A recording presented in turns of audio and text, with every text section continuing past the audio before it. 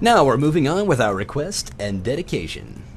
No, that's not true. Actually, this is a request that I've gotten, that I got a while back, and there was based on a tutorial I had done a few weeks ago where I used a graphic. It was kind of a orangey, fiery, gel-looking type of graphic, and I got a number of people actually asking me how I created that graphic. Well, it was in fact a stock image that I had downloaded, but after messing with some settings in Photoshop, I was able to achieve a similar effect right here from scratch, and that's what we're going to do here.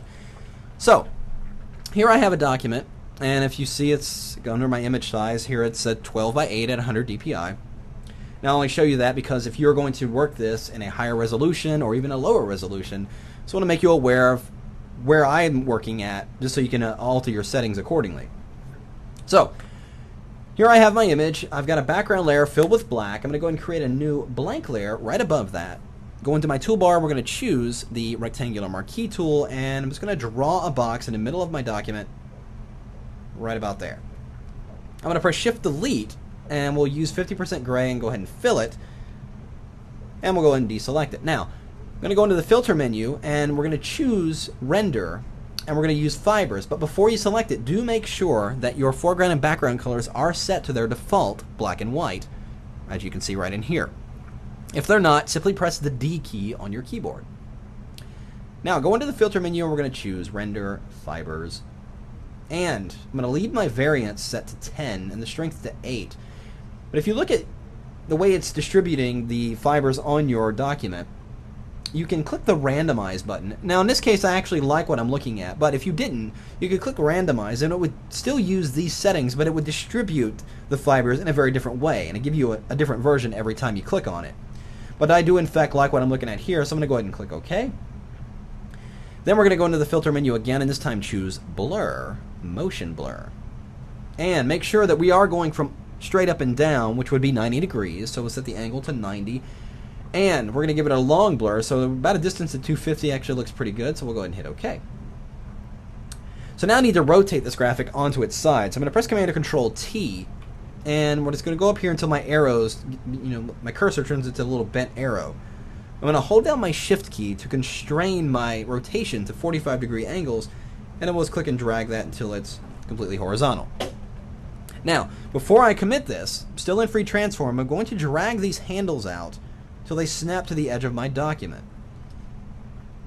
Now, still not committing, I'm still staying in free transform. I'm going to control or right click directly on that shape, and we're going to choose in the menu here the warp tool.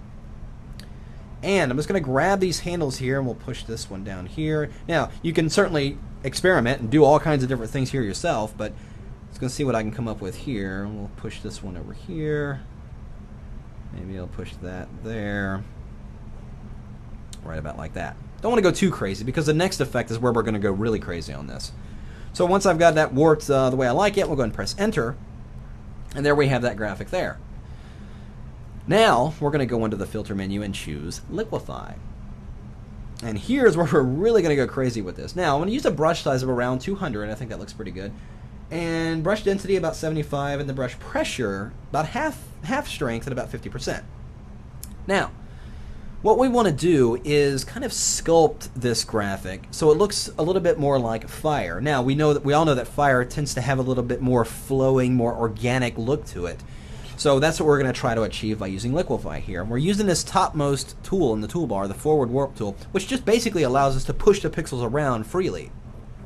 So, with my settings in place, let's go in here and start pushing this thing around. Now, I'm just arbitrarily just nudging these pixels around, but what I am paying attention to is that I want to have some peaks and valleys in here, as kind of dips in and kind of affects the interior a little bit. And I'm just going to go in here inside the interior and just kind of push these around and get a different result here. But I'm not going too crazy. Just kind of push that there, and maybe I'll just push this one up here.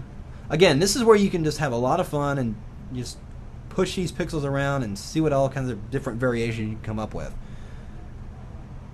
But I think that is not bad for what we're going to be trying to achieve here. Let's kind of push this. Let's go crazy with this one right here. Push it like right all the way across like that. Okay. So, once I've got all that in place, let's go ahead and hit OK. And of course, depending on the speed of your machine, it may take a moment for this part to render. But then, there we have it. Now, we're going to take our smudge tool. Let's go and select the smudge tool in the toolbar. And using a relatively good sized brush, a soft edge brush at that, and setting the strength to around 50%, what we're going to do is really roughen out the harsh edges of this graphic. And what you could, an easy way to think about the smudge tool is it's almost like a directional blur on a brush. So with that set at 50%, I'm just going to increase my brush size a little bit, and we're just going to paint along the edge of this graphic, and you can see what's happening to the edge. It's getting a little bit blurred. It's giving me a more organic feel, almost like firewood. Firewood? Huh. Anyway, again, I'm going to go along the top here, and we'll just push that around, and we'll just kind of nudge some areas here. And then some of these, you know, peaks and everything like that, I'm just going to kind of push the pixels around just like this, just so you know, kind of the way fire behaves. And we'll just kind of push that there and go crazy in here a little bit. And let's kind of brush out some of the detail there. Okay, so now I've applied that distortion and everything looks pretty good, but I'm going to go ahead and create a duplicate of this layer, just like that. Now, on this duplicate, we're going to go into the filter menu, we're going to go to Artistic, and we're going to choose Plastic Wrap. That's right. Now you can start to see this is starting to come together. We're going to put that highlight strength all the way to 20, and we're going to leave the detail down to 1 and the smoothness to about 15. We'll go ahead and click OK. And I'm going to go and change the blend mode of this particular layer to Screen. Now, using that same smudge tool, I'm going to make the brush size a little bit smaller. I'm going to nudge some of those highlighted areas of that graphic. But because we're in screen blend mode, you can see it's kind of interacting with the layer beneath it. Kind of giving a sense of movement, a little bit more organic feel. It almost has a sense of depth to it as well. Just like that. So, let's say we've got all that in place. Well, we need to give it color now. Obviously, we're still working in, you know, black, white, and gray. I don't really want to do that. So we're going to create an adjustment layer, but it's going to be a solid color adjustment layer at the very top of my layer stack. And what we're going to choose is a really hot orange color, right about like that, and we'll click OK. Then we'll change the blend mode of this layer to overlay. And now you can see that effect is really starting to take shape here. What I'm going to do is highlight this layer, the bottommost layer of my graphic, double click on it to bring up the layer styles. And we're going to activate an outer glow. And we're going to change the color of that outer glow to a similar orange that we filled that adjustment layer with. And I'm going to drop the opacity to around 50, but I'm going to increase the size quite a bit till we start to get a really, really harsh glow there. Check that out. It's looking really cool. And we'll click OK. Now to intensify this effect a little bit more, I'm going to highlight that layer we applied the plastic wrap to, and I'm going to bring up my levels dialog. Because it's a grayscale layer still, all our color is on this one layer. We're not affecting the color, just the lightness and darkness of this layer. But if I make this darker, watch what happens to my graphic. Look how it starts to get a little bit more depth and a little bit more life to it, almost like it's got that really cool gel effect about it. Let's move these sliders here, so there we go. That looks pretty good. So now if I wanted to, I can hold down my shift key and shift select both of these layers, bring up free transform, and let's just stretch these out a little bit to get those edges out of the way, and ultimately giving us a really cool fire effect. Now, I could go in here and individually manipulate these layers a little bit more. I could go in here and push these flares out and just have a lot more fun generating this effect. But I think you get the idea of starting with nothing and generating that kind of gelish, fiery effect there.